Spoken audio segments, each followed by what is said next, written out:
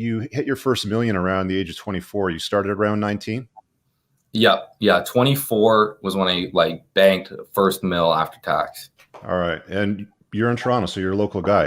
Haven't had the pleasure of running into you yet IRL, but how did you get started with self-care and monetizing taking your shirt off? I suppose is the best way to summarize it.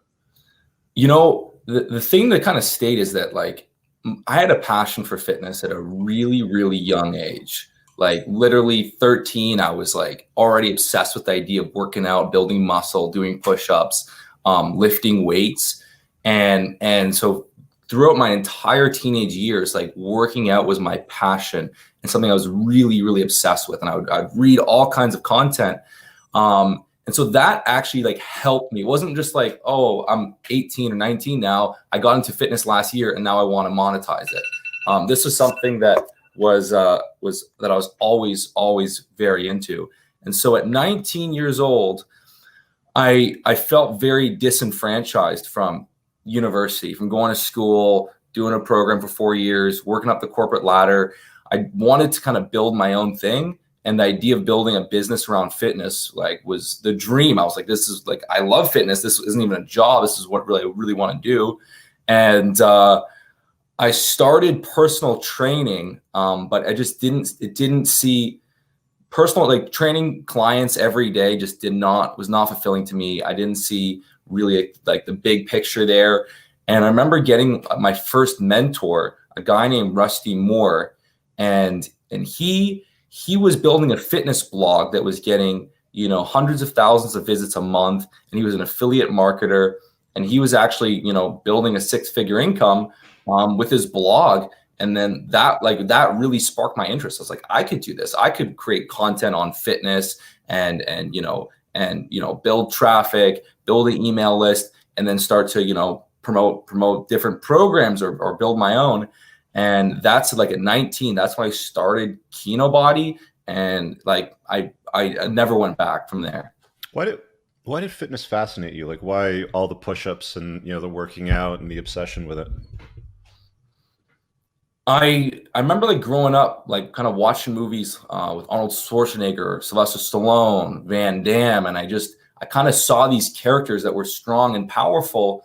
And I wanted that, I think as a kid, I felt a little small and I wanted, like, I just like in my blood, I just wanted to be strong and powerful. I didn't want anyone to mess with me. So I think the initial driver of fitness was more so I could handle myself, so I could protect myself, so I could defend myself, so no one could even bully me. And it was never about impressing girls.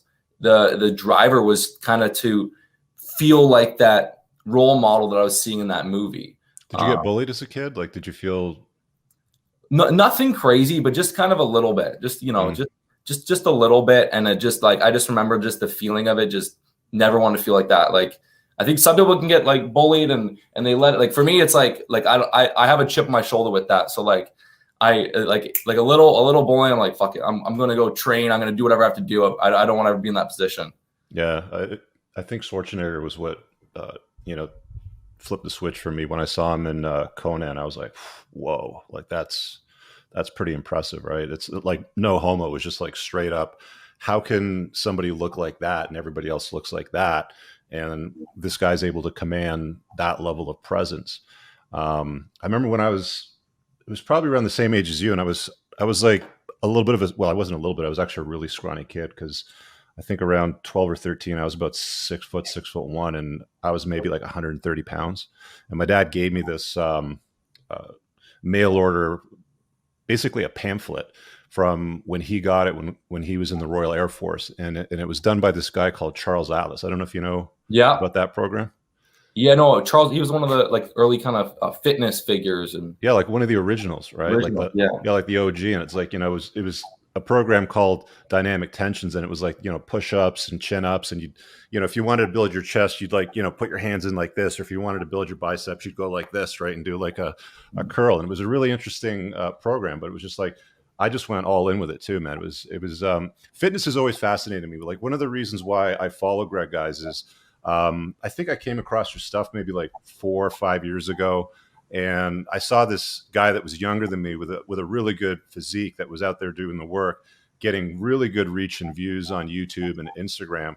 And then he started putting out these programs. And I always found like the stuff that you were putting out was entertaining too. Like it wasn't just, educational. There was a level of like, there's a couple of produced videos that you did. Bruce Wayne one. There was another one, like American Psycho, I think. Yeah. Right. Really, really good stuff. Like, in fact, if you search for Greg's name on Google, you actually come up as a filmmaker. Yeah. How did that happen? I did a little executive producing in a film or two, and so like I got on IMDb and all that stuff. But nothing. I haven't done anything like big there yet. So a lot of guys look at dudes like you and they're like, oh, he's an overnight success. He got lucky. Or they'll chalk it up as, he inherited all of his money from his dad. Because I know that your dad passed when you were younger and he had a real estate portfolio. You didn't really have an interest in real estate from what I understood. And actually, one of the things I wanted to ask you about, because there was a note somewhere that I saw that you went to university and you basically dropped out because you saw the marketing strategies that they were teaching you was garbage or not useful in the real world. Can you talk about that a little bit? Yeah. I mean, I was on the fence about going to university to begin with. I wasn't sure if it was even what I wanted to do. I went I got sucked up into the moment with all my friends applying and all that. And I went to school and I just kind of remember sitting in class and just trying to figure out the ROI. Like I'm sitting in class and I would say 10% or 15% of the time, I'm like, okay, maybe there's utility to this. And then at least 80%, I was like, this is not going to help me. This is not going to serve me in life. This is not going to help me build a business, make money, become successful. And so I'm just like, why am I pouring in 4 years of my life for something that's not directly going to help get me to my goal? And I remember one of the computer classes that we're learning this outdated website development that was pretty much obsolete at the time. And I'm like, this is so dumb. This is a complete waste of time. And I'm in class. I'm looking in the auditorium, okay, at university. You got 150 people in an auditorium. Everyone's coughing. They're coughing every 3 seconds. And I have misophonia. That stuff will annoy me. So I'm listening to all these people. They're sick. They're coughing. They're drinking all the time. They're playing Farmville on the computer. And I'm like, is this where I'm going to learn to become a multimillionaire? And I'm like, this is garbage. And then I pretty much checked out for the rest of the year and just kind of did my own sort of self-study and kind of went through the motions and kind of got the different gears kind of moving. And I think a lot of people get swept up in the idea that they have to go to school, even though it's kind of in vogue to tell you don't have to go to school. They just can't handle the pressure of their friends or family or peers basically kind of telling them, hey, you need that degree. For me, it's like, man, life is short. We have one life. I am not in a million years going to give away 4 years of my life just to appease someone close to me. No, I'm going to do what I want to do. And, I always had that self-belief that was kind of built and sharpened from training that, hey, if I want something and if I set a goal and I'm willing to work for it, I will achieve that goal. It might not be easy. It might not happen in one straight shot, but I will figure it out and I will get what I want. And that sort of self-belief you need to have if you're going to start a business or kind of go against the grain. You must have got some heat from family for dropping out of university. How did that go down? Yeah, I definitely got some heat for the first couple years. And it was kind of, I think the idea kind of what I put out, I was like, hey, look, I'm going to take a year or two to figure this out. And, I can always go back to school. And I knew in my head, I'm not going to go back to school. But yeah, there was a lot of flack from friends, from family, from my family friends saying you're making a colossal mistake. Everyone thinks they can go and start a online business and make money. It's not going to happen. Or, you're going to end up being a personal trainer and you came from this very, very successful family. You're not going to be satisfied on a personal training salary. And deep down, I'm this is my life. I want to do what fulfills me. We're going to spend literally 60, 70% of our life in our career, in our job. So if you don't like it, you're throwing your life away. And I didn't even set out, like, my goal when I got into the fitness online stuff, my goal was, I didn't care to like necessarily make tons and tons of money. I just wanted to do what I loved and have freedom, freedom to kind of work where I want, freedom to run my business how I want. And my initial goal was basically, you know what, by the time my friends graduate, so basically in 4 years, I want to be making 6 figures a year online for my business. And like that way, all my peers, they're graduating school, they're having to look for jobs. A lot of times, you probably know this, like how many people graduate from university and they're working a job they could have worked without that degree.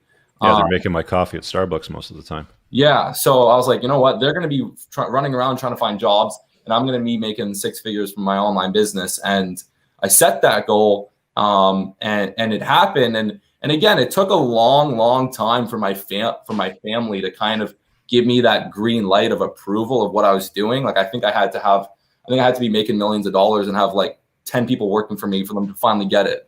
But at first they're like, oh, this is just a short-term kind of fad, or wait, how are you making money? I don't understand it. Like what is this? Like my mom had to have literally her like family, friends, and lawyer and be like, wow, what Gregory's doing is so impressive, for her to even like be like, oh, it is impressive. So like it definitely took a while, but it's kind of that. The thing is that like if you're actually meant to do it, you don't care, you don't mind the flack. Like if a little bit of if your family being upset and telling you no, like you want that, you need that pressure going against you, because if you can't handle that, you're not going to handle anything else.